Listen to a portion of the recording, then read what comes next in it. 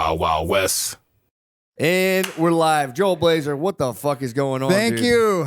Thank you for coming. Doesn't it feel good? Yes. Feels good, dude. Every now and again, just to jump in hot, get the juices flowing. So Joel Blaeser, so we met in Milwaukee. I saw you on Soft White Underbelly, and I was taken by it. I was like, dude, this is crazy. I think you're one of their best guests. They've done some. Thank you. They've interviewed a lot of people, but you kind of struck me, bro. I saw you, and I said, damn, this guy is the man. And we talked, and then eventually we met in Milwaukee. It was pure accident. I had this fucked up post on Instagram. My phone's off. It's like, you're talking right to me. You didn't even see me. Mm-hmm. And I'm like, man, and I grabbed my phone and I'm like, okay, no, they're going to kick me out. You can't turn the phone on because I wanted to erase it. It was just some fucking negative bullshit. Like, because at the show, you can't turn your phone on. Right. So then I go out. And then I wouldn't even have turned my phone on had I not had that thought, which is that you inspired me from the thing. And then you're like, dude, I saw you come back to the green room. I'm like, right on. I couldn't miss you. I'm obviously stealing your drip right now. I couldn't miss you. That was fucking rad as fuck, dude. My friend, I think Nate, you met Nate. Yes. Nate comes back. Oh, no, I think it was AJ. AJ comes back and he's like, yeah, there's a guy like in all white in the front row. And I was like, I know who that is. That's Joel Blaeser. I was like, dude, hell yeah. So, yeah, we talked a little bit. And then we met, dude. You're the fucking man. We met in Milwaukee. You gave the signed copies to Nate and AJ of your book. Yeah, gave him a little note. Letters from Marion. The notes were, I thought, beautiful, man. I gave them their books, and we were reading them. I'm like, they're just beautiful notes. You're the man, dude. You're an absolute beast. But we went to the steakhouse. 5 o'clock steakhouse. Yes. Might have been the best steak I've ever had in my life, dude. I'm not lying. It was good. It was so good. And then the thing that really killed me was I've never seen this happen before. When you showed up, you had an incident with gasoline. Oh my God, dude. Dude. You smelled like gasoline. You showed up. We were all sitting there eating, and I'm like, I thought you were working with power tools all day. So I'm like, maybe he was like chainsawing all day or something. You come in, I'm like, I don't want to be rude to him. What the fuck? Why do you smell like gas? The motherfucker clicked. I'm sitting in the car. The thing's full. It clicked. I pull it out, dude, and it just was squirting, and it just squirted on the car and splashed. Yeah, you got drenched with gasoline. Like, that is wicked. Bro, I swear to God, it was such a pungent I'm like, smell. what am I going to do? You had to just show up. It was a beast move. You could have lit me on fire if you were smoking cigarettes. I seriously was concerned. I was worried someone was going to order like a flambe or something and you would have went up because it was a thick gasoline smell. Although that's kind of the most manly cologne. Maybe we could start it. Letters from Marion, gasoline. But yeah, so and this is what kind of got my interest.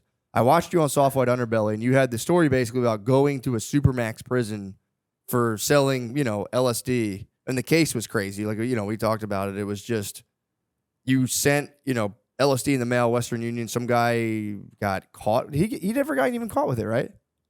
No, his friend got caught. Okay. And then his friend just told on him. They showed up at his front door and he just told him this crazy story. Right. So wasn't indicted. He just completely right on his front step. Jesus Christ. And then he gave you up and then you got on some bullshit trial where it was like, you never got caught with drugs, but there was enough circumstantial evidence to suggest that you had used a fake name to Western Union money and LSD around, and they sentenced you to, you said they were 151 months, 12 years, 7 months, which I jumped for joy. That was short.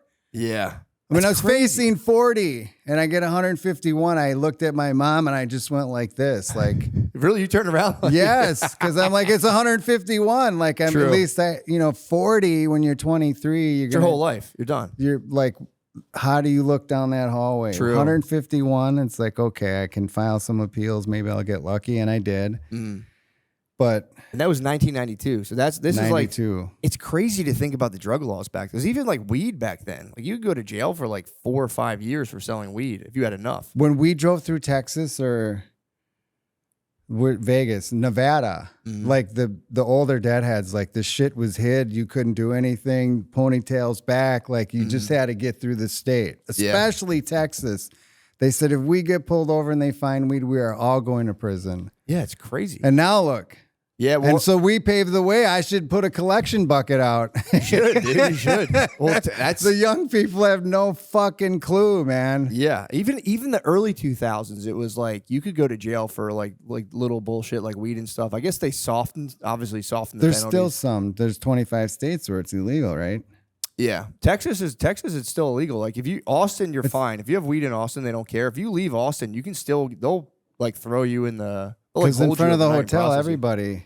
They don't care in Austin, but if you isn't that right, Josh? I think if you leave Austin and you get caught with weed, like I knew someone who so it's decriminalized in Austin proper. Yeah, pretty much. I mean, they don't prosecute it at all. It's not. It's the lib side. It's a lib. This is a lib haven. Yeah, they actually have like decent food here, but you got to deal with all that stuff. But yeah, man, you can in Austin. I think I knew someone who got pulled over with a vape cartridge and got like held overnight in Austin. No, outside of Austin. So Austin's a safe haven. So they can do they sell it here?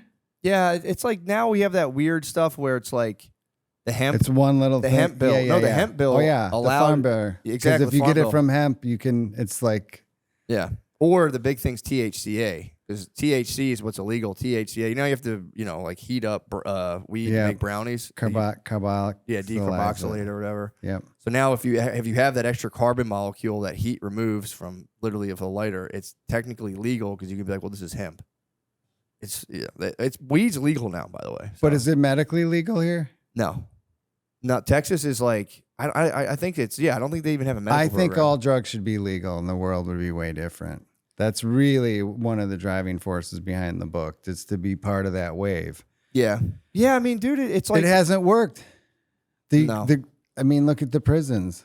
Well, what happened with Portugal? Didn't Portugal... Yeah, I mean, obviously locking people up for years. They did. It was work. much smaller. The Cato Institute did a big study. I wrote a couple op-eds for that. I don't remember all the statistics, but they would track it all the way to like when kids first tried drugs. Like it just had a positive impact on all the metrics of drug use, amount of drug use, when they stop. And then when you go in to do it, they say, if you get addicted or you want help, here it is. But there's a lot of moms whose young daughters and sons have OD'd and died that if it was legal, if they were at one of those places, they wouldn't have died. Yeah. And you take the Mexican cartel would go out of business like that. Think of that. So that's the big one. Yeah. Well, that's the. But here's the thing. I read the book Chasing the Scream by great book. Yes. They talk about that how like in London they would give people heroin, and then if you had someone, if they had to go to a center and the heroin was clean, like there were way less deaths. But now the critique in America is like the well, it's a cesspool. America did it wrong. Like Oregon and Seattle are just like a whole area of exactly. And it does give the harm reduction stuff a bad name because it's like if you just let people lay on the street and you're like, oh, here's needles. And then my friend Jared Klickstein was actually living in Skid Row for a while, and he said the problem was you like throw these guys in like an apartment, like, oh, here we're gonna give you housing, and then they OD and die, and nobody finds them because they're by themselves. Rather, if they're outside. But people can at least discover them. If both metrics were the same, legal and illegal, there's still the metric of the criminal elements out of it. And we get the money that we can bring back in. Yeah, that's true. And it's also, it loses a lot of the allure. It's like, if you're telling me if I got to go to like a professional office building to like go do heroin, I'm going to be like... You're going to start to question it. You're going to think, what am I doing? Where's my life going? Yeah, what is it? What the fuck am I doing? It's not the thrill of like, you're getting it. It takes the rock and roll element out of it. Which I think could work, and it always is a personal choice. It is like, it comes down to personal choice. What I do with my head is my business. Can a government really tell me? Yeah, well, apparently they told you. They sent you to jail for fucking 15 years. So, dude, you have a book. It's called Letters from Marion. I read it. I love the book, dude. I thought it was great. Thank you. Book was fantastic. It you kind of gave me that shout out about the jack rag on another podcast. Yes, I did. I did. Actually, I parted it too.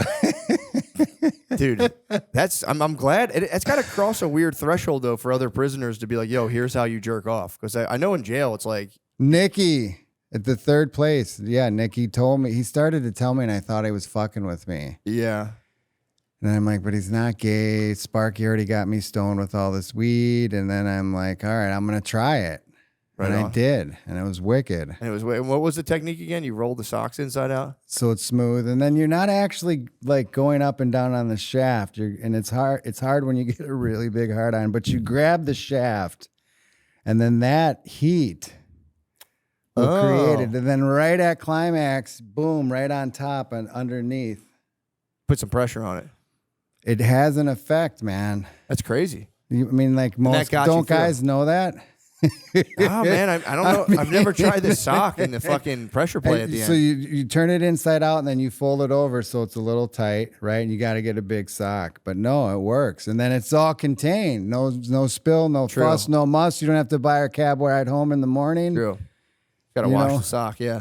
Got to wash the sock. Throw that fucker out. Throw it out. After like 6 or 8 uses. What? Oh, so you still wash it between. Or I'll rinse it. But I don't want to put it in the machine. True. You need to keep it pure. Yeah, you need to keep it pure. I get that. True. You don't want all those chemicals on you. So you were telling me, this made me laugh a lot. So you go to trial. You took your case to trial. You fight it yourself, which, that is honorable. You go take your case to trial. And then you were sentenced, like you said. What was the first thing you did upon sentencing? You go back to the cell. What was your play? So it was you're 23 years old. Sobering experience. I went to that cell and I just started to think, what do I want to do? What am I going to do when I get out? Surfing, sushi. And then I'm like, somehow I got aroused. Right on. And the marshals were out of the office there. There's bars. And I just fucking hit it. I made myself come hard, dude. And then I'm like, get used to it, motherfucker, because that's all you got. And I think that's actually pretty good, like, to realization and just accepting this is what it is. Dude, I mean... And who knows, maybe if I spent 151 months in there, I mean, I might have been getting my dick sucked. I don't fucking know. I don't think so. But after a certain amount of time, like, say if you're there for 30 fucking years, man. I hear you. You gotta be touched. Like, what the fuck? Something's got to happen. Yeah, or a guard. You get lucky with a female prison guard. That'd be huge. That would be very lucky. So I don't know. I've never had to deal with that, but So you never had it. That was your primary concern. You said going in, you didn't want to have to get raped, get my asshole filled with cum. Can I say that? You can say that. Yeah, it's your journey. No, man. Dude, that's a real fucking fear. I'd be terrified, man, because you were down where in like Kentucky. Yes. That trial was in Covington, Kentucky, 6th District. The first prison was like really low and normal, but as it progressed, and the thing is, the face of the medium security prisons at that time changed. So normal medium security in the 80s, you might have bank robbers, couple drug dealers. The average sentence was maybe 10 years. But now there was every other fucking guy at 30, 35 years, and they're young. So it was like, that was like a penitentiary and a medium. Cause like, if a dude's got 35 or 40 years and he's 25 and he's disrespected, like what the fuck does he have to lose? Exactly. It's not like you have 8 or 10 and you got an out date and you're close, right? So like the tensions were different. And also I did like that. I have to say, like, so you're there, that just being like, look, I've never tried sushi. I'm going to get that when I get out. I'm going to surf around the world when I get out. And then just like, and it is funny to like just jerk off, but there's something serious about that level of acceptance to be like, this is my situation. Because I feel like people in and out of jail struggle with that, of like just accepting your lot in life and just kind of like getting with the program rather than just constantly spinning yourself out. Acceptance. It's a big thing. It was luck. I don't know how I look back. What the fuck? And why you were wise. You were definitely at 22 to be like, all right, this is what it is pretty crazy. I wouldn't have been able to take it. I would have been like, this is bullshit. There's no way. I would have been in total denial, I think. When they arrested me, I thought to myself as they're driving me in the car, like I had the thought, I'm like, I know a motherfucker who's got a kilo of coke. I'm thinking in my head, and I'm like, no. And they brought me to the courthouse in this room with Christopher Bick and a couple other agents. And they said, you're going to spend the rest of you're going to spend all of your fucking 20s and probably most of your 30s in prison. This is the best part of your life. And they said, we won't even process you. Just tell us you'll cooperate and help us. And it can stop right now. And I said, take me to my cell. Fuck you. Which was the hardest fucking thing. Damn. Because I knew I'm not going to jail then. Yeah. They threw the 18-count indictment on my lap when they arrested me, which I thought, holy fuck, that means they convened a grand jury. They've been fucking following me, trying to catch me with shit, which they were. So, yeah, man, that was that was a wicked situation. Then I got out on bail for like 4 months. And then out on bail, I got in trouble. So they arrested me. I don't know if I put this in the book. And then I had to go back to Kentucky through the federal prison system. And then once I got to Kentucky, there was a mix-up with getting the car. And then I got out again. You did talk about but this, yeah. I went through 6 or 7 prisons because the way the Marshal Service is like transfers you through. And then I went to this one in Oklahoma. Now they built a different one. But you actually went into a prison with like 6 tiers. And so I'm only have been arrested. And formally charged, but I have not been convicted or sentenced. So I saw, in that point, I saw what prison was. Yeah, well, okay. Like really what prison was. Yeah, you got to get your shuffle. So I remember that in the book. You had to get yourself down to Kentucky to get like arraigned or whatever. Yeah, because they arrested me in Milwaukee, but the indictment was out of Kentucky. So they arraigned me here. They gave me pretrial probation. They said, you got to show up in 3 weeks. And Kentucky. And you couldn't get to Kentucky. Right. Right, and then like 2 days before, I called the marshals. They said, you got to get there. You got to get there. We're going to come arrest you. And then there was an issue with my getting a rental car. And then my brother wasn't going to let me use his car. And I fucked up. Yeah. So they were pissed. So they had to literally transport you from Milwaukee down to. But they don't go straight. You just get in the system and you go around. And then it took me like 31 days, couple county jails. But it was the one in Oklahoma City. I can't remember the name of the federal prison, but like you would go to the chow hall and you'd mix with the prisoners, like the wick, and it's just like, I remember Gene Gotti was there, I believe at the time, but it was like, holy fuck, man. Then I get to Kentucky. He gives me the bail. He's like, you can't fuck up. We're going to piss you, all that. He's like, but I'll see you. I don't know. The trial was in 4 or 5 months after that. No, I went back to Milwaukee. Oh, okay. But if that could have made anybody rat. Yeah. Because you see, like, this is going to be home. Oh, you weren't even, I see what you're saying. You weren't even like a fully sentenced yet. And the thing that struck, I didn't know I didn't even have the trial. Exactly. So you got like a taste and you could have totally been like, bro, fuck this. I'm out. I did like the thing in the book where you talked about how they gave some people what was called diesel therapy. And they would just keep prisoners traveling just in perpetuity. That like diesel therapy. Dude, that's fucking terrible. Because you maybe shower every 2 days. You're constantly in chains, belly chains, and the leg irons. And then, like, if you file complaints, and I'm sure they do it to people that they want to break, like maybe Secret Service people they think are selling secrets or whatever, like some sort of thing. And then it's also a threat. Like, like if you go on diesel therapy, you're basically on a bus like 7 days a week and stopping off only every couple days, and like in the big tanks with people, you're eating bologna sandwiches. Like, yeah, and you don't know anyone, so you're just getting shuffled, or you're a stranger. No phone everywhere. calls, no mail. It sucks, dude. I never heard of that before. You always hear about the hole. That's the big one. You get sent to the hole, but the hole's the jail within the jail. Like, it's crazy, right? Super jail. Yeah. The hole was pretty wicked. The thing is, like, on the commissary slips, they sold at every single federal prison, they sold raw garlic. And when you went to the hole, there were certain things in the commissary they wouldn't let you buy. But you could always buy raw garlic. Really? Cloves. And like for the whole entire time, every single day, I'd eat 2 to 4 cloves every day. Mm-hmm. I just wanted to do it. Yeah, it probably kept like infections at bay, and getting sick in jail would no one ever thinks about getting sick in jail. It's the thing. The light sicknesses you're gonna kind of get poo-pooed, but like if something's real serious, they take, because it's the feds, they will take you right out to the hospital. Oh, that's cool. But well, my friend was in county jail, and that's the thing people don't know too. Apparently, county jail's the worst. Exactly, that's what I've heard. Cesspool wickedness. It sucks. My friend was there, and he was an older guy, and he was in the county jail. It's dirty. There's no regulation. He was there during COVID, and he said the guards were so like whacked out about interacting with the prisoners that he was like, they didn't come check on you at all, and the heaters were fucked up. So he was like, it was freezing cold. It always is, and the air is recirculated, so you're getting dandruff. Yeah, he was like, it's freezing cold, and he was like, I'm an older guy. He had health issues.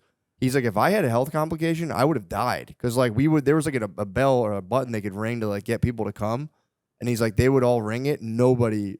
Like for 8 hours a night, that people just wouldn't show up because they were like, we don't want, the guards were like, we don't want to be around the fucking prison, right? Because even if you're federal holdover in a county jail, you don't get the federal Like if you were in a federal prison. Yeah. There's just like you're in the county, that's it. You would think the county would be the nicer one because it's lesser. Well, at least you can be waiting to trial, but it's like usually if you get like a DUI, you think the conditions would be nicer to go serve a DUI sentence than like. It's got to be the worst place in the pyramid scheme. It's a pyramid scheme. No, I'm saying like if you did like a high level crime, you get better jail conditions. Basically, you get a federal prison. No, versus well, once you get there, yeah, true. But it was that just shocked me because my friend went and I was always kind of like, oh, you would think like federal prison's like worse than the county, but it's like he was like, no, it's actually way better. He's like, oh yeah. You know what I'm saying? So, yes. But either way, so you got so once you were there, and in the book you move around a lot, and also there was doesn't one thing, it come together at the end though? I like it. Yeah, I like you did it. You did a good job of like chronological leaps because it's like you're talking about your one time period, like I'm waiting trial. And then like you're jumping to like being released and the stuff you were doing after that, and then back. And I thought you pulled it off. The chronological jumps. Thank you. Pulled off. The letters were. So what was your thought? Because within the book, it's too many. Well, here's the thing. I think they were fine, but you gave a pretty a pretty serious glimpse into like the psyche of an incarcerated, young. Some person. of it was a little too deep. I loved it. I thought it was great. But like the best is when you sent a letter to your brother being like, "I'm gonna fucking destroy you when I get out of here. I'm so jacked." I was that made me literally laugh out loud in my bed. I was reading that. I'm like, what a funny fucking thing just to be in jail. Be like, I'm gonna fucking beat your ass when I get out of here. I'll be so strong. Which I'm sure you're fucking around with your brother, but it was like, yeah, the letters did like the story. Was flowing. The letters like they really gave it some kind of like some weight to it, man. It was like some of those letters were like, thank you, kind of dark in a good way. I thought it was cool because it was. You didn't. Here's my thing. You didn't have to put those in there, and you did, and you really showed, kind of an unfiltered like view of how you were, and it was cool. It was kind of cool. Yeah, I wanted to do the envelopes to prove I was there, and then Hillary wanted me to type the letter out, but then I'm like. No, that means it could be edited. If this letter, this is it. Like you can't change that. So with the letters, there was I didn't know what you were talking about. You were asking your mom for photos. What was the photo? Oh, for Playboy. What? My parents met at Playboy, and she posted that. I heard. Yeah, that I knew. Yeah. So what did you want the photo for? Just to have. I don't know. No, so there's. We would see the photos like when we were little, and so they weren't all They're naked not nude. photos. Yeah, obviously, they're not all nude, but she has a couple. And then on the back it says Playboy Studios. But I think I had a bet or something with someone or some reason ulterior. I can't remember what it was. Yeah. But I got the picture and I showed. I said, "Look, Playboy Studio." Yeah, that was the one. I think it was a bet. That was a letter I saw in there. There's no context on the letter. So I kind of looked it up and I was like, okay, that's what I thought it was. You wanted the Playboy photos for a bet. You never said that in the book. So no. When you're reading it, you're going, this is a freaky ass bull, dude. In prison, I'm going to be jacking off to my mother. I would never say that. I would never say that. No, but you're right. That's a reasonable thought. How fucked up does this dude get? He's jacking off to his mother? Oh my God. I'd never say so. God damn, it just made me laugh because I was reading the book and I'm like, what the fuck is he talking about, these photos? And that makes sense. You had a bet with somebody. They didn't believe you. No. Gary. I'm pretty sure it was Gary. He didn't believe you. It might not have been a bet. It might have just been, look, I want hey, my parents met at Playboy. Check this out. Yeah, that was an interesting story too. That was, so how did that go down? I think it happened on Lake Parkway at the mansion, Hugh Hefner's mansion. My dad collected money. Mm-hmm. He worked in the credit department. My mom worked in some area where like you're just kind of the traditional whatever. Mm-hmm. And then they met at the party. And then they married. I think they married in 1963, November 22nd, the day John Kennedy was shot. And I think they met in 1961, but they both worked at Playboy. And then Pompeo Posar was a big staff photographer, just hounded the shit out of my mother until she relented to pose. So, but the rest of the story, which I've never told anyone, probably never happened in the history of Playboy. So she posed. They picked her for centerfold.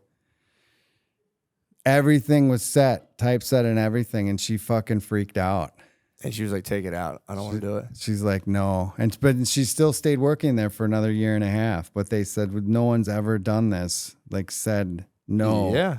And so she's like, I can't do it. She was sort of traditional Italian, Yeah, it's a big deal. Catholic. Especially back but then. it's 60. Especially back then. Like, people now wouldn't care because people have, like, OnlyFans and shit. But, like, yeah, back then, that was a big deal. She was old-fashioned like that. Pull the chair out, like, just... What was the thinking, though? Why? I guess if you're in the environment, you get kind of... They do that at strip clubs a lot, too. They'll take the bartenders, and they'll be like, yeah, you should get up there. It's just when you're in that environment, they're probably just kind of pushing you. Well, she was super fine. Really? She was extremely fine. Yeah, no, unbelievable. Like, okay, I had a party at the Lake Estate. The Super Bowl was February 4th, and my friend was there, and my mom came into the kitchen, and so I'm, I don't know, 40. My mom's 65 probably. Now she's my mom, so like but petite and perfect. You were cursed with a hot mom. So she leaves the kitchen and Bob's there. It's probably 5 years my elder. He's like, dude, your sister is so fine. Can I get her? Can I call her? And I said, it's my mom. And he's just like, oh, wait, he walked out. Like that's who she was. But she wasn't like, what's the word? Like she didn't act like she was. But she was. Really? Yeah. What was it like growing up with like a hot mom, basically? How could I know the difference? What do you mean? Oh yeah, you know what I can't mean? say. Yeah. I always wondered what that was like. Looking back, like the way people reacted to her and would talk to her, like when we would travel, like they were very attracted to her. I don't know. It probably helped me. I mean, if am I ugly? No, yeah, no, you're looking guy, dude. I think she might have been able to do a lot better than my dad, though, right? Yeah. So what was in the book? You include some stuff like you guys had a rocky relationship, and then he just died. Yeah. So how was that? Because you go into it's kind of jarring because I read it. It's like you guys have this it's almost physical unbelievable altercation, and then he dies that day. So a week before he died, maybe 2 weeks, we were at the dining room table, and I'm like, dude, I think something's wrong with you. I think you're going to die. I've been having these dreams. It happened with my grandmother. He said, I'm fine. I had the cholesterol check. Everything's good. Then the day before, so what was it, October 15th, 1989? 1988. Because the first time I took LSD was a year later on that date, unbeknownst to me. And so we got in a fight over something. The cakes went flying. Oh, it was like a birthday. Someone's cakes, was it my mother's? Someone had a birthday coming. And then so we had the fight and I ran out of the house and I was kind of a fuck up. I got this new job, and then at the job I started to panic and freak out. They'd trained me and I said, I got to go home. Something's wrong. And then he died right in my arms. Damn, that's crazy. Which is fucked up. Yeah, and you were, early 20s. It's got to be a pretty heavy experience. No, 20. Or 20 years 19. old. Yeah. Okay. No, maybe I was 21. 69, 89, 88, 19. Okay. Damn, that's pretty wild. Yeah, that was just like a quick thing mentioned in the book, but I was like, that's kind of. But then what happened in Marion? Like, so like, in the world, like in nature, there's no wasted energy. And if you live to be 80, you've had 6 years of dreams. Yeah, it's kind of crazy. Right. And so like once I got to Marion, from this very first day to the day I left, every single night I'd dream and we'd meet and we'd talk and we'd get it out. That's cool. Every fucking day. So like I made peace with it somehow. But yeah, there was a rocky relationship. I mean, my dad suffered from PTSD.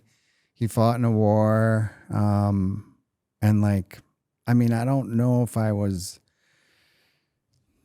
because you mentioned it when you did your thing about hitting a kid. Yeah, is that really the way? So 5 or 6 year old boy, like that's, it didn't happen all the time, but it happened enough to where it's like it's significant, right? But it doesn't have to define who I am today. For sure, yeah.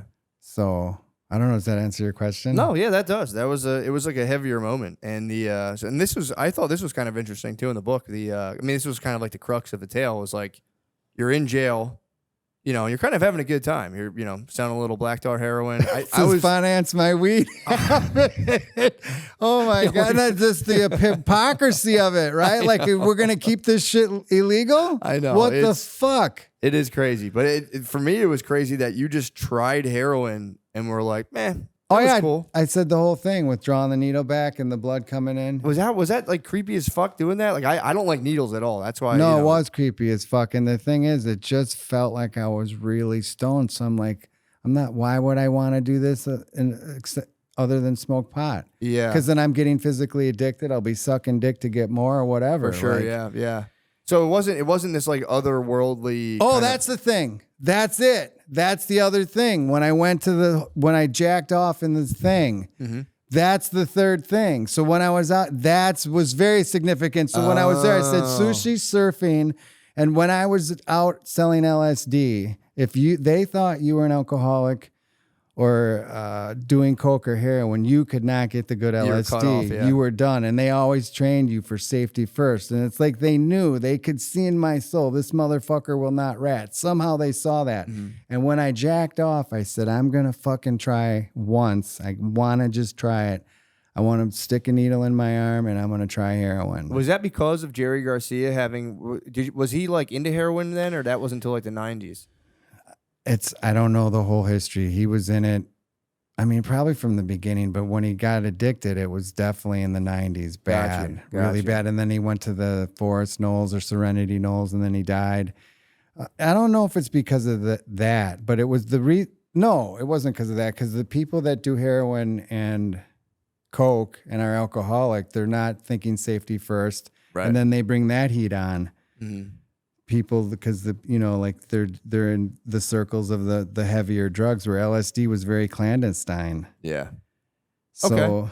That makes sense. So that was part of your thing. Like I'm going to try heroin too once. Now I can do it. Yeah. That was the 3 things I promised myself. You were getting crushed by the corporate lifestyle of selling LSD. So you're like, I'm going to. I was always to get to the next show. Like, because if you went broke, you could sell grilled cheese and beer and make $600 or $800, buy 20 or 30 sheets, go to some city for 2 weeks with someone that you just met or they know the city, and then make $4,000 or $5,000, and you're good for like the whole tour. Yeah. I mean, $2,000 or $3,000 in the 80s on tour, it was like, you're set. True.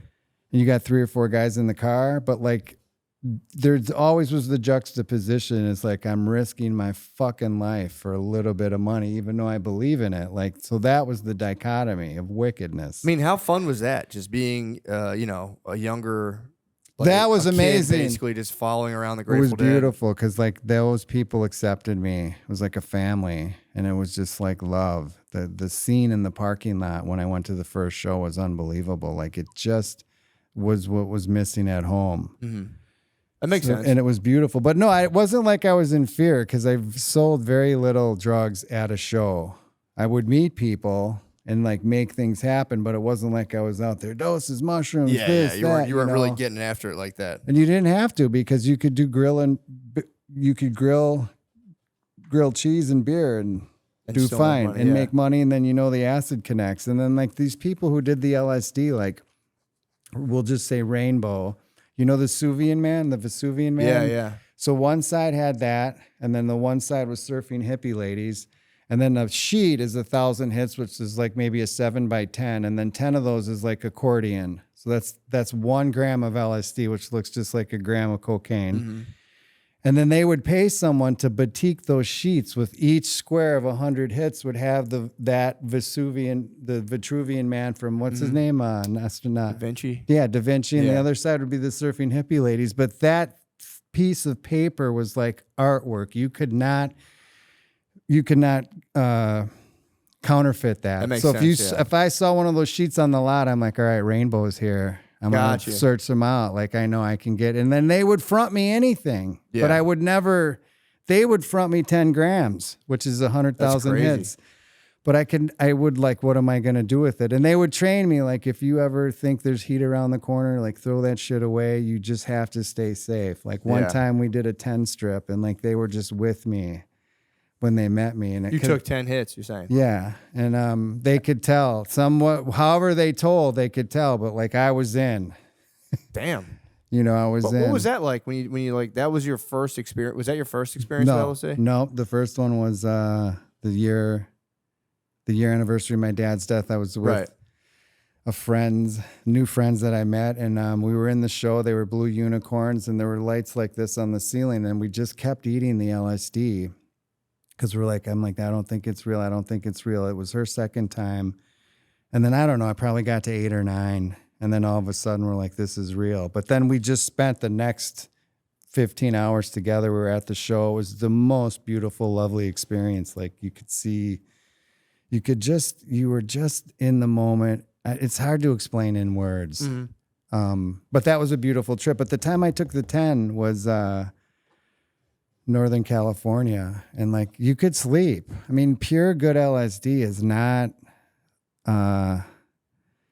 I don't think it's really harmful unless you have something psychologically that's really impending you, and or the precursor to the trip. Like if you just got in a wicked fight with your ex-wife and she's taking the kids and you got to double the alimony, and then that might be bad. Yeah, that makes sense. And you were saying in the book too, these people who were like, there was only a few people who were able to somehow secure the ingredients necessary to make LSD, because it is hard. I knew a guy in a lab, and he could make almost anything, but he's like, I can't make LSD. Ergotamine tartrate. No, it's a substantial amount of glassware, and it's not just some bathtub shit to get pure LSD 25. It took some time, and so the other thing is like, and you're not just going to make, you're going to end up with millions and millions a hit with a batch, you know? So it's like you're going to have a lot. But those people that I met, they never were about bling bling.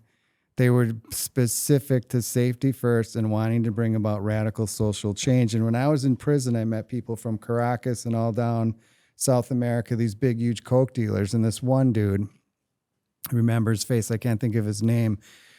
And he sort of made me start to think even more about it, because he said, like, when the LSD came and he knew about Owsley, he knew all this stuff about like the scene, but he was like this wicked cocaine dealer, but he was so smart. And he said, when that LSD came in, it's when people were rioting in the government and we wanted to overthrow things. And he's like, that stuff brought about radical social change. So it makes sense that the government wanted it illegal, but who knows why? Maybe they found some true serum way to like make people. Yeah, they didn't want Russia to get it, but they did a lot of stuff with alcoholism too.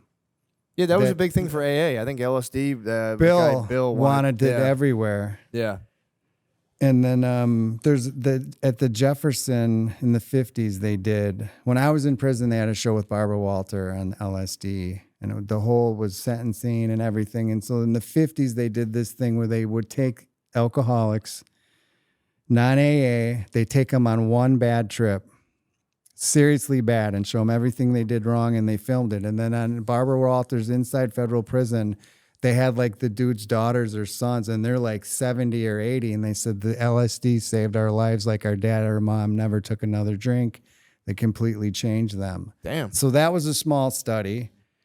How much do you think how much they were giving them? They were probably back then too. I think it was they showed it was 1,000 mics. They showed that it was from Santos. They called it Dicelin or something like that, and they would give them 1,000 mics, but they literally would take them on a horrendously negative trip the whole entire time in a thing with doctors and like. Well, it's weird too because. And then it would infect them forever till they died. Dude. I mean, imagine again in the 50s, like LSD, like, you know, I grew up hearing about it. You have like a context for what it is. Like, oh, it's like, you know, it's like hippie stuff and jumping out the window, you're gonna die. Yeah, or even being like, you know, say I was following like Fish, and if I was a kid, I would have been like, yeah, it's like weed. It's like you get high, but in the 50s, if someone just hit you with 10 hits of LSD in a lab and like, get your fucking life together, I'd be like, ah! I always thought it was going to make you go crazy. I mean, I didn't take LSD till I was 1989, 20 was the first time. And so I had a few times at shows I would buy a sheet or two from someone I didn't know, and I just would sell it at high school. I'd say, is this real?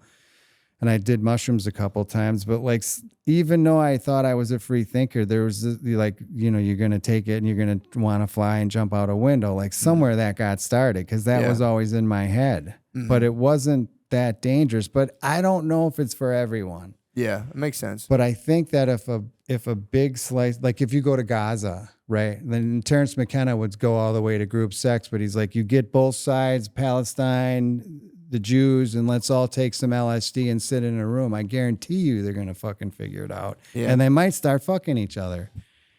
That'd be sick. Right? That'd be sick. I mean, the peace on earth, man. Yeah, I know. You know? Yeah, I mean, it does seem like it could, do that. It is unfortunate because I like you were saying, it's not for everybody, and I have seen people who abuse it kind of lose it. Like LSD? yes, So I've never seen that. I believe it, but I think you have to have underlying stuff already, kind of he kicking around. abused it like daily. They were just there was like every weekend, just boom, like and like constantly. As you said in your book, you didn't take it less than a dozen times because Exactly. it's so profound. What do you need? These guys were every weekend. The nitrous, they were just partying with it, and I remember.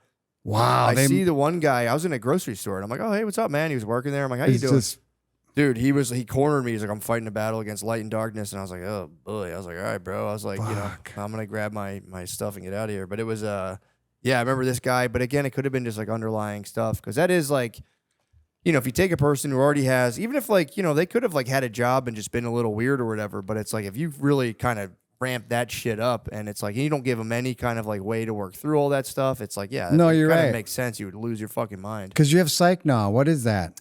That was I'm still trying to figure out how to do it. I have an idea with what I want to do, but I got obsessed. So I've always liked psychology. So I've always liked psychology. And then I went to school for social work to get my master's. And Yes. I wanted to start something like AA that's just not centered around drugs where you can kind of get people. Anything. Yes. Who are like, I could talk to people who are, like PhDs or whatever and have them help me come up with some sort of program that could be peer led around like just mental health stuff in general.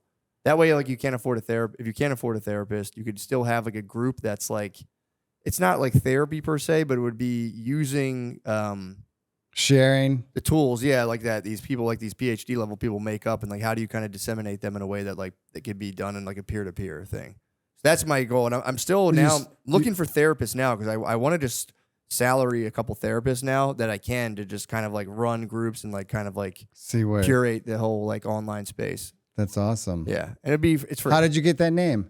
I made it up. Psych, no, I don't know. I It's like kind of it. funny because but yeah. So that is my goal because we do need to figure something out collectively because this isn't it's clearly not working, dude. It's like the fact that we're immune to like kids shooting kids in school now. It's like it happens enough to where it's like, all right, dude.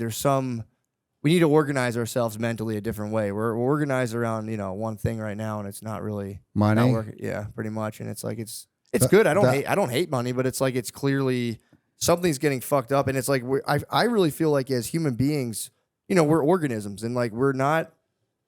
It's hard for people to wrap their head around the fact for everybody that they're not like the most important person in the world. Because as an organism, if you think about organisms, The cells. We're all a cell. yeah, well, right. if you're an organism and you sense an organism that's bigger than you, that's a threat to your life.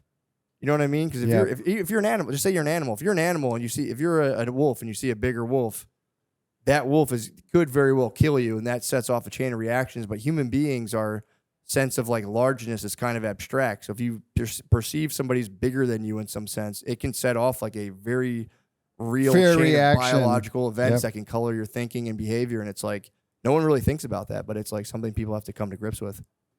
But whatever. But but yeah. So that's.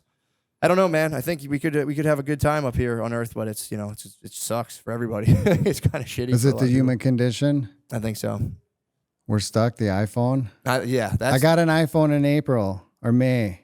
I had a flip phone from 2013. I shut off my iPhone too. Mm-hmm. Dude, that motherfucker is worse than bad cocaine.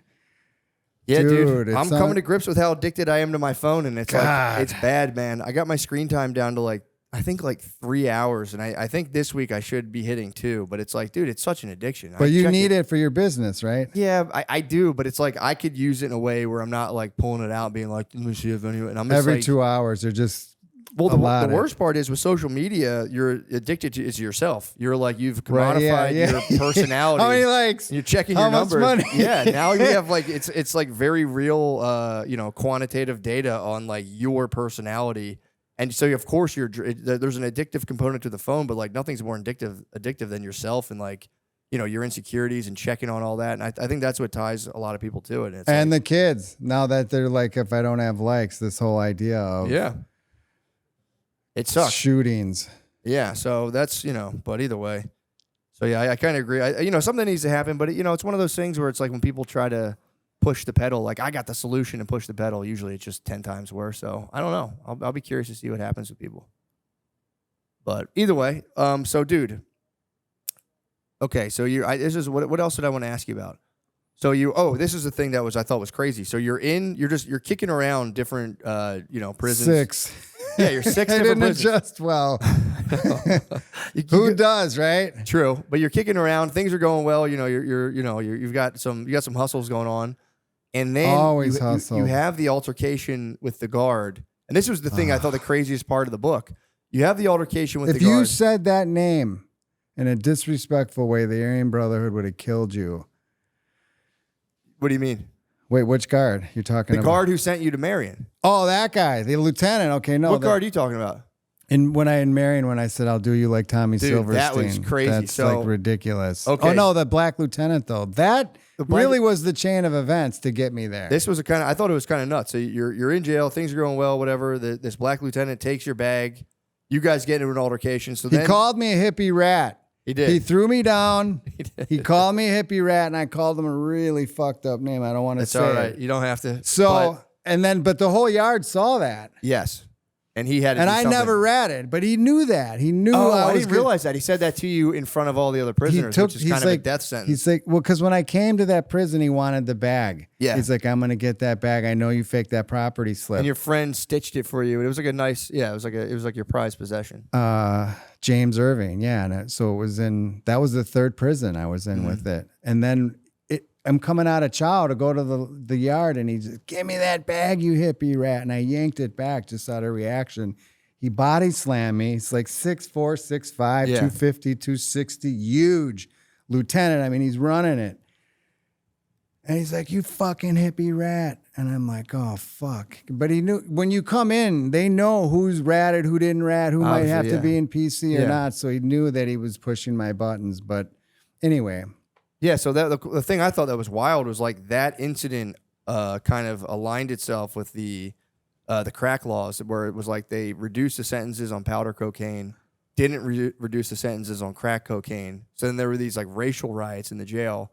And then that was the first one out of 12 to riot. That's really significant. 12 prisons around the country. Like, yeah. And like, dude, the extent of the damage was crazy. Like the bill you were saying. Did you see the report? No, what was the report? I have the whole riot report. Well, now I got to re-put it back up on my new website, but it's a report from the Justice Department. It shows like all the prisons that rioted, what was burned down to the ground, and they said that the instigator was Talladega, Alabama, and they charged me with leading it, which was the lieutenant. That was like a crazy thing. Yeah. Well, it was really like a racially inspired riot, because it was like black guys were going to jail for crack, for the most part, white guys are going to jail for coke, and at methamphetamine and LSD. They changed all those three. Oh, okay. So three. Yeah. So the black guys were understandably kind of pissed. So they rioted. It's the same drug. I know. And then that lieutenant was like, "Oh yeah, this guy instigated the riot." So you went from just like prison to then having to go to Supermax prison based on really just a beef you had with the lieutenant, which is fucking crazy. Crazy. Yeah. There's 22 or 23 black guys and me. And then after the riot, when they did the hearings, everybody in the prison got in wicked trouble. But no one got sent to Marion but just us 23. And Marion, can you just explain what Marion is? Because I didn't know what it was before I read the book. Supermax Federal Prison opened up in 1963 after Alcatraz closed. There was a control unit. And then in 1983, Tommy Silverstein and Clayton Fontaine killed 2 prison guards in the control unit, which was the Supermax of Supermaxes. And then as a result of that, they made all of Marion the control unit, and they called it the Marion model. So that was the most secure, heinous 23-hour lockdown ever fucking conceived. And man, and then in like 2006, they decommissioned it, and then the ADX opened. But in the 1990s was like 300, and the 5 of the most sophisticated, predacious motherfuckers on planet Earth, man, and me. What the fuck, and dude? it was long 23-hour lockdown, 1 hour outside a day. Yeah, and you had bars. So that's actually was a saving grace, because if you're laying in your cell, single cells, you're looking out and you see the big tall windows, where if you imagined it was like a door, like in the ADX. Ugh. And some days they might give us 90 minutes. Damn, and you were saying in the in the thing that really kind of like I thought was nuts in the other prison during the riots, you were like about to go to the yard to work out, and you were like, it was weird. Let me go back to my room. And you were saying the yard itself was just like an apocalyptic battle of like dudes getting raped, people getting their heads smashed. When I went to Marion, my neighbor told me a story of Dean, who went out on the yard, because he said that after the riots, they both got transferred to this other prison. Then T came to Marion, and then he didn't know that what you just said that I put in the book, but he told me what happened out on the yard. And he said Dean was almost dead. Like he was beat so bad, like his head caved in, like he was Jesus alive, Christ. but just like not doing really good, even after like months of like he was that fucked up. But then in the unit you walk in and it was just a jungle. But like we were all together. They were breaking the machines. We were trying to break down the door to where all the records were, because all the official records were still like physical. These guys who had all the crack law guys wanted to burn them. Understandable. Because no, I only have a year. Damn. No, they would have said. I know that. I'm saying I know yeah. that'd been crazy taking that down. In that book I taught, in the book You Can't Win by Jack Black, that like he's like a burglar or whatever in the early 1900s. He ends up finally in a jail in California. I think in was it Folsom? Maybe it was Folsom. I don't know where it was, but he either way there was an earthquake and all of the records for all the prisoners got destroyed in like a fire or something, and he ended up getting stuck because he couldn't get out. You couldn't go in or out because he was already there, so he couldn't prove like he did enough time. But he eventually did get out. But yeah, that's damn. If only those guys had grabbed the records, that'd have been so sweet. When they toured us out of the, because I didn't see everything that happened. Once they locked us down, we were in that unit for 8, 9, 10, 12, 13 days before we left for Marion. But when they took us all out to go to Marion, the one building was burnt to the ground and another building was halfway burnt down. And then when we were in there, we could hear bulldozers and shit, but you didn't really know what's happened. But I'm like, where the whole housing unit was, it was gone. It's like, fuck. Jesus I mean, you could Christ. smell smoke, but you just didn't know how bad it was. Yeah, you got to And see then the damage. Before they took our radios, we would hear on like that one dude, I can't remember that guy who would always come on in the morning. It was a national radio show, but he had started to say about all these other prisons that rioted. He said all the other ones, and they kind of try to suppress that. Yeah, I remember reading that, how they were trying to act like, nah, we're good. And then didn't other ones like say there was stuff just so that they could clamp down and get overtime and all Exactly. that? That was in the report too. Yeah. There were some that did that. And the funny thing is, the ones that, here's the thing, what I talked about earlier, the medium security prisons were the ones where the most violence in buildings being burnt happened, because these guys that it's a consensual crime. I sell you something. Yeah. I know it's illegal. All right, I did do the crime, do the time, but it's like I could have raped, I could have robbed you, I could have stolen so much more money and gotten less time. Like, it's not fair and equal justice. That was always my thing. It's like the prison law should be according to who would you rather have as your neighbor, right? Yeah, it's like, yeah. Would I rather have a guy who sold coke or a pedophile? It's like, all right, a pedophile should do longer time than a guy who sells coke, because it's like that's who I'd rather live next to if I had to choose.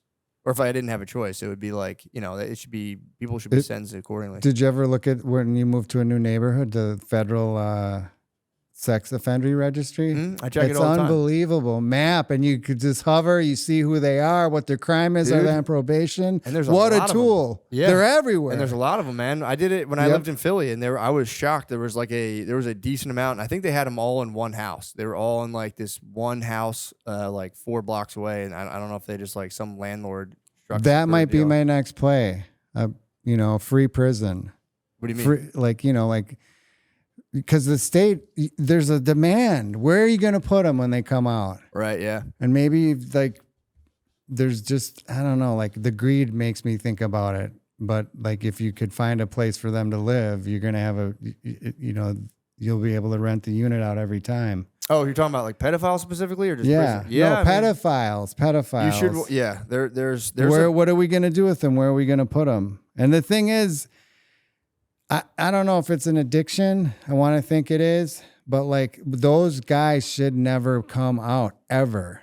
yeah, they should have to. You should like you Ever. said, they should be. There's a documentary to watch where it's called Pervert Park. It's a really rough watch, but they have like a trailer park in Florida, and they're just like gated community. It's like they just all live in here, and people just fucking beer bottles over at them. Okay, so they're contained then. At least they know where they are. But dude, not like so. I used to get housing for people when I went to school for social work. One of my jobs was to get housing for prisoners. So you get out of jail, I would do a little interview and be like, hey, you know, I'd have to get like, what is the nature of your crime? But it was just like selling drugs and stuff. And then the lady who ran it didn't tell me she had opened up to pedophiles, because that was one of my. I would like, you know, the break the ice, because I didn't like being like, hey, what'd you go to jail for? So I'd be like, hey, I have to ask you this.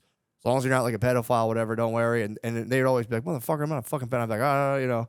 And then one day the guy was like, well, I actually am. And I was like, what? And then they were like, yeah. And I talked to my boss. I'm like, what the fuck? And she was like, yeah, I decided to start taking pedophiles. We got to find them housing too. And I was like, okay. But what year? This was only like, this would have been 2019, 2018, around then. My thing was like, I didn't want to, and I would call their probation officers, because I would be like, isn't there laws? These guys can't be, I can't like throw this guy into Best Buy. Like there's kids around there. No, there's the 1,000 feet or whatever by a school and all that. I think there is. That's what I thought it was, man. But this person, it was kind of like, you know, leading the thing, you know, as far as I remember, was kind of like, no, they're fine. They have rights. And I called the guy's probation officer. I'm like, this guy can't work here, Kenny. The probation officer was like, fuck no. And I was like, yeah, I didn't think so. So it was weird. I remember ending up telling the lady, I was like, I don't ask, don't tell. We got to get rid of them. I was like, bro, I'm not sending this guy, you know, into apartment buildings. I don't know. So it was I just told her, like, I don't, you know. The stigma seems less now for ex-drug dealers. It does. Those guys. Pot's legal. I mean, if you went to jail for weed, how could that even? I got those guys' houses pretty easily, because I would just cold call landlords and be like, hey, I got this great deal, 6 month upfront paid rent. And they'd be like, well, what is it? What is it? And I'd be like, here's the catch. And then they would go, oh, come on, man. I'd be like, dude, they're not like fucking pedophiles. They just sold drugs. Like, come on. The 6 months is paid up. People pay their rent. Who cares? And then, so they were cool about that. But once she tried to have me find like the pedophile, and I had to tell her, like, look, I'm not the guy to help these guys. Because now they're going to, not even, yeah, then you're going to fuck up all these other guys' housing. And it's also like I remember the one dude would call me, the guy who was on my caseload who had that kind of stuff. And he would just be like, hey, I'm outside. In my head, like, you know, I wouldn't even be there. And I'd be like, I don't give a fuck. He's like, it's raining. And I'd be like, tough. So I'm like, there's got to be someone who can help that guy. So they do need help from somebody, but it was like, I can't do it, man. I couldn't do it. Like you just build like a 600 unit spot, like, and they're all there. Where are they going to go? Dude, it's a weird thing to do. And they just kind of like hush and quietly tuck them in a neighborhood. Like, hey, you know, here's the guys here. And it's like, it's fucked up, man. It's really fucked up. And then when you do the real estate transaction, you got to say, you know, about the sex offender registry. Like you have to check that box. Mm-hmm. Because it's like if someone moved into your neighborhood and they were that, it's going to devalue everything. Yep, it's that. Those guys have a hard time. They never seem to be able to break free. No, it's not like you sold LSD, you went to prison, you never sold it again. Exactly, even if you did. Whatever. Well, I did flood Marion with it. Did you really? Last time. What? How'd you do that? So yeah, you were in the super. You're in the Supermax. I did. I set it up. I don't want to say his name. Oh, I remember this because you were pissed when you got. Was that correct? I don't think I put it in the book, but maybe I put it in the book. I don't think it's 2015 I got out. No, that would have been after the statute of limitations. So I set it up. I said to my friend, I said, listen, I don't know if I'm going to do this, but if you get a letter that's like this from this place, this is where the LSD will be. So I drove. I mean, I was on federal. All this shit's past its 5 years statute of limitations. The only way that they can extend it is if they ask a court, and then they have to notify you. It's just all entertainment anyway, dude. So right, and so I got it. I got the liquid. I put it on the paper. I wrote this letter with gloves on, and with my left hand. You know, the envelope, and I drove past Marion. Mm-hmm. Way down south through Illinois and then into that state that's right to the east, either Tennessee or Kentucky, and then just went to a mailbox with a stamp and just put it in. So then it had that right thing, right? And then he acknowledged it in a very with a future letter. He didn't say anything, but and then I never wrote him back again. That's but cool, guy. I had to do it as one last act of defiance. Like, just I had to do it. And the thing is, like, they could have come to me and said he got caught with it. You sent it. There was no fucking trace. I didn't have a cell phone. It's not like they knew I drove there. I didn't get pulled over. There was no, like, there's no way. And it just ran right through there. That must have been wild. The thing is, like, I did a line of coke one time in prison, and like smoking weed, it was hard to get used to. When James first got me stoned, I was crying in my bunk because it's just the horror of what, dude. That must have been terrible, getting that high in jail. Twice there was acid and I didn't take it, but one time this guy gave me this line of coke, ether based, just wicked, just so high. But then coming down off that, dude, was like, not that you wanted more, but you're like, I'm in fucking prison. Ugh. Dude, that's a hard fucking reality. So what was it taking like acid, yeah. Herb got 4 or 5 hits. Each was 200 mics. And he asked me for like a week, not to push me, but he said, because he's like, we're all going to take this, but there's one for you. And then he kept coming to the chow and saying, are you sure? Because he's like, I'll probably never get this again. Mm-hmm. And then I remember when they took it, they had a great time. But I just thought if I took that in jail, like 8 or 10 hours of tripping in prison, I don't know, man. I couldn't do it. I couldn't. I have a friend who smoked K2 in jail, like the synthetic weed. Yep. And he said and this guy, this guy was doing. Isn't it just like heroin. weed? Yeah, but apparently it's like kind of harsh from what I've heard. It's like it can be like, because it's just a chemical. So like weed, the plant can only get so strong, but K2, they're spraying these synthetic cannabinoids. It could be fucking. Who knows? Exactly. So he said, and this guy, he had done like tripping all the drugs you could possibly do, and he was like, dude, fuck that shit. He said he was in there. He kept hearing people coming, checking on, and it wasn't happening. It was him and the dude in there just in terror the whole time. Did you like the way we made pipes? Yeah. Yeah. It worked perfectly. And the thing is, and if you blow the smoke out with another tube of bounce, you see smoke, but you cannot smell it. That was the old college. Unbelievable. That's the old college trick too. You got to suck the whole hit down though, so there's no little smoke left. That was the college trick. You would put the Febreze fabric softener sheet in a paper towel thing and blow it out. Because pot smells so strong to people that don't smoke it. Yeah, smoking weed in jail does seem like a lot of trouble. Seems like you'd have to be really kind of careful. I guess you could go outside. Sparky took me out, and we just kept hitting this joint during the move right when I arrived. And when I got back, I swear to God, it was like I took 10 hits of acid. Freaked out. I was so fucking stoned. Like, dude, and I'm like 151 months. I hadn't won an appeal. It was just this wickedness. It really set in. That weed does that to you, where like the reality of stuff sets in. Every day he took me twice a day, and after about a week, it was you got fortified. Fuck it, you got to do your time, right? And then they taught me how to beat the piss test. You drink. I read about that. You drink a gallon of water, and then the lieutenants give you 2 hours, and because they can't just grab you and say pee, they say you got 2 hours to report to the lieutenant's office. Mm-hmm. You got to drink a full gallon in 15 minutes. They taught me this. And then they said by the 6th or 7th piss, they said, you want to wait to 7. If you can wait till 8, it's just pure water.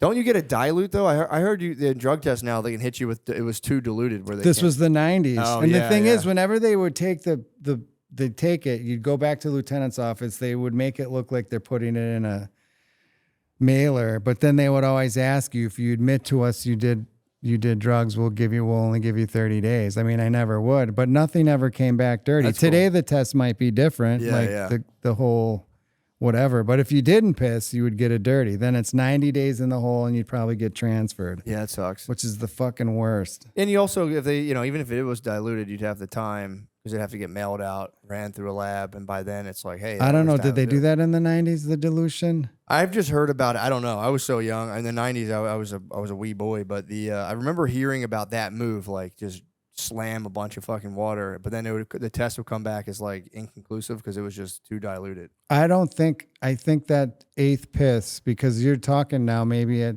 45, 50 minute mark, if you slam that, it looks like water, it smells like water. Yeah. It's probably barely 98 degrees warm. No, it makes sense back then that they would have been. It would have been like, but today, I think they probably could detect it. Yeah, I had anything. I had to do a drug test when I was working for my dad. He does demolition. We were like working in like on the hospital kind of, or was it a hospital? It was a school. It was a school. So they like everyone had to get drug tested. So I remember what we had to do. We had all day, and it wasn't like you had somebody watching you. So we just had like. I filled up a latex glove of pee from somebody I knew, and then you just keep a hand warmer on it, so it keeps it at like 98 degrees. How did you know he was clean? You just hoped? I just knew he was. I asked him. He didn't. I knew so he didn't smoke weed or do anything. So I was like, "Let me get pee in this glove for me, or pee in a thing." And then I just dumped it in the glove. And it worked? Kept it on a hand warmer. But then I got there, my friend needed some too, so we had to split it. And then we both. I didn't realize there was a minimum amount, so we both gave like that much. Did they take it? Yeah. That's the awesome. nurse was cool. She was really, but they hit you with the temperature. That was a big thing. They temp check it because then they see if it's cold. It's not 98.6. Exactly. So the hand warmers, I had to ask for hand warmers in like July. I was like, "You guys have hand warmers back here?" And they're like, "Yeah, but why?" And I was like, "I don't know, man. I just need them. I'm going somewhere." So, but yeah, that's pretty crazy. So then that story too about getting. What about the duffel bag? What about it? What do you think happened to it? What, the duffel bag you got taken from you? Didn't you get it? Did you get it back? Yeah. Yeah, that was the end of the book, man. You got that was it all came together. That guy. What the fuck? So that He probably felt motherfucker fucking bad. That lieutenant sent it to me after I got home from Marion, which means he held it the whole time I was in Marion. What the hell was it? What was that about? Why did he give it back to you? It was the fuck you. You think that was his fuck you to 100%. you? What? You don't think that was? I took that as the guy who was like had a nice moment where he was just like, let me give this guy his bag back. No way. Why did he do that? Just to be a I dickhead? think so. I burned it in a 55-gallon drum that day. I had a ceremony to let it all go. That's cool. That makes sense. I did. And maybe it was. I never thought that. I mean, I wasn't in a bad. It just struck me like this motherfucker sent it back now. It is weird. Also, is it normal to keep, like, how would he even get an alert that you were out? He was following it. He had to be. Yeah, that's kind of weird. Yeah. So, like, but it represented so much. Yeah. I had to, like, the Phoenix, like, just let this go. And I had a ceremony. That's pretty cool. Yeah. No one was there. And I just, like, this is going. This thing's out of here. That makes sense. I don't regret it. But it would have been kind of cool to say, hey, here's the green duffel bag. But. No, man. I had to let it go. I had to just get rid of it. It symbolized so much. Yeah, and just to move on. Was that bad psychologically? What do you think? No, I think that's, feel good doing that. Get rid of it. Just to, that way you're out. That's like a chapter that's totally done with. Yeah. And there's something kind of cool and ceremonial about being like, all right, I'm done with this part of my life. I can let go. Especially if you think the guy was fucking with you. I'd be like, fuck you, dude. Well, I don't know that. It shocked me, though. Yeah, I'd be freaked out, dude. It was shocking. Yeah, that would have freaked me out. Like, first of all, I was like, dude, you're keeping tabs on me. I'm staying with my brother, which the probation officer would have known. But, like, all my other stuff I had. Yeah. Like, because when I left Marion, there's that stuff that got sent. Like, this is maybe weeks or months later. It just was weird. It is weird. And then the one thing I did want to ask you about, because this is in the book as well, you got out and you started a pretty successful real estate. Dude, I was so focused. I got to come back. No, I was like by accident. The house, there was a bust. They showed coke. I was going to my job. There's an arcane law that was like, you can make an unsolicited bid with the Marshal Service if they seize assets. And I knew all this from jail. Yeah. And so then I actually dated the Marshal. That helps.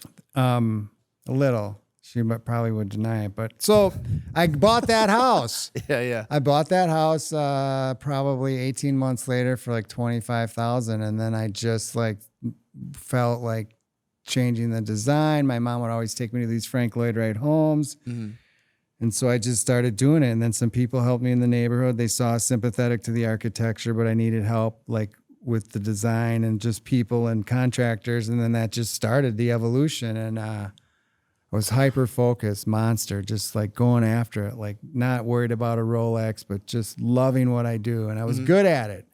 The best that I've ever been at anything probably in the world of commerce and making money that's legit, paying taxes. I mean, 2005, I paid $175,000 in federal tax. I mean, where the fuck did that money go, man? A fucking tank tread? Like, goddamn. But so that just focused me, and I just would buy buildings, restore them, or buy apartment buildings, restore them, rent them, and sell them.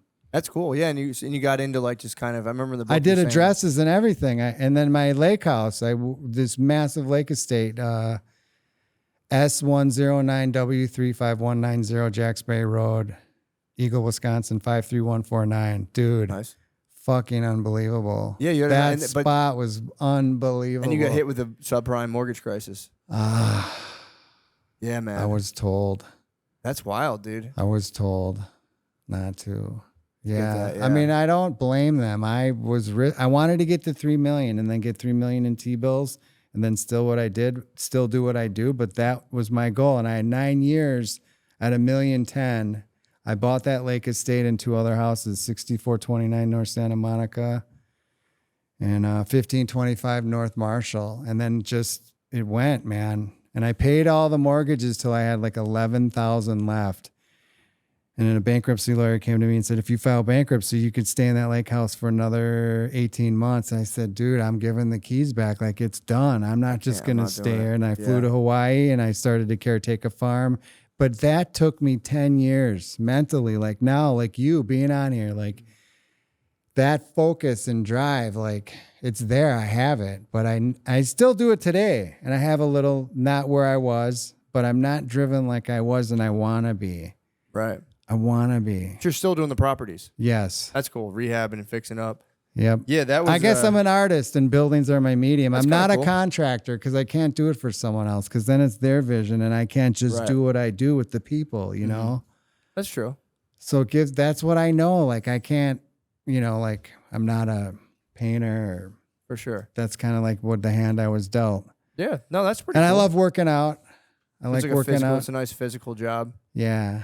Yeah. So what's the plan now? What are you up to now? And what's your plan to do? Well, you've you've inspired me. I'm going to do an Audible on the book. I'm going to do a second edition. I'm pretty sure I'm going to keep the name. And then the whole social media thing is like all new to me, but like you can get paid for views.